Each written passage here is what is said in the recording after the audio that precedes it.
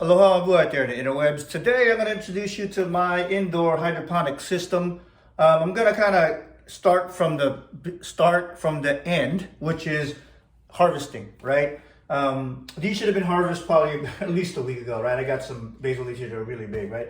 This is actually sweet basil on this right side. This is a 14 pod system. This is sweet basil on this side here, 7 pods, and this is Genovese basil on the left side here. More sturdier, more for like your salads. This is more for like your pasta sauce and things like that, right? I was going to say pizza sauce, but your pesto and things like that, right? So what I want to do is I just wanted to kind of show you the end result of what you have. I started this in November 3rd, 2022. It is it's basically Valentine's Day, February 14th, 2023. So that's December, January, February. It is about, December, January, February, 4 months in.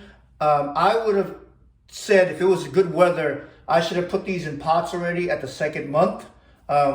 So definitely have been harvesting from this. And I actually I was entertaining for a week and a half in the beginning of February, and we ate it every day. There was 4 of us, should be 5 of us, and we were eating, caprese, bruschetta. I was making lasagna, different kinds of pasta, pesto. So I'm going to go through what I've done, and you can take it from there. There's a couple of tips and tricks that I'm going to show you that I have not seen on the internet. So I'm going to share them with you. And why? Because it's fun. It really is fun. The aroma. Here's like a quick tip. I don't know if people do this or not. People say they talk to plants and things like that. It's really, and if you know how to grow other things, you'll understand where I'm coming from. But they have to have movement, right? You got to have movement and things like that. And I'm going to show you what I shroud it with. So I can get it this tall and still have a lot of harvest down here, a lot that I can harvest down here, right? How do you do that, right? How's it going outside of that where this is actually, you can tell this is dark over here, right? And I'm going to show you some tips that I use that I can actually get this bushel, right? So I can get this this crop. So a couple of things that you get in the box, at least on the LYKO, I believe how to pronounce it, is you get the nutrients already. You don't get any seeds. You get the sponge pods. You get the little greenhouse covers and things like that. And I know these aren't the official names for it, but that's what you get. What you don't get is you don't get something how to pour in the water, right? And things like that. So what I've been using is a combination of this 1 gallon jug that I mix in. The ratio is you mix in at a 1 gallon jug, you're mixing in about, I believe it is about 10 mil.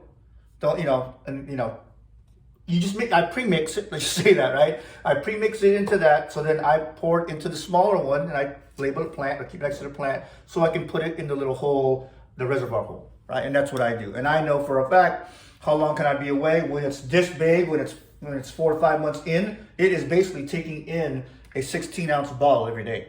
And that's when I know there's too many roots in there and I should be taking it out and all that kind of stuff, right? So a couple of tips and tricks, because I see that online, how high should it be? Honestly, I would rather have it be at for basil, I'm going to show you how you can get it where it's shorter and more and wider, right?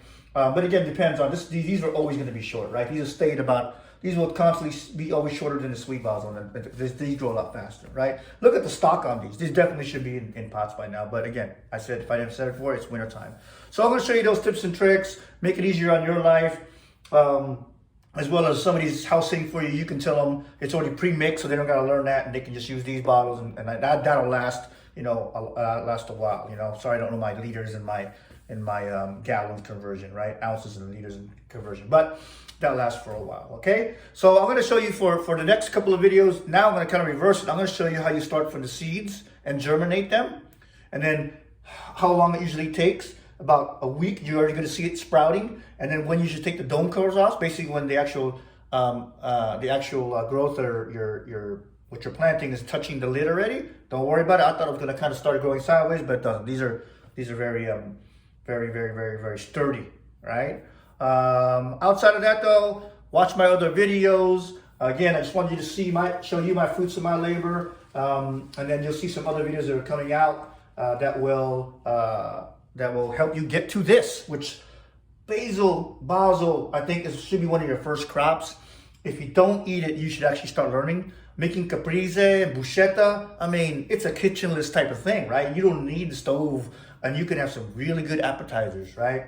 Sometimes meals, I mean, if you do caprese right, you can eat it all day, right? So, and then when you start making your pasta sauce and, you know, things like that, it really, really, really makes a difference.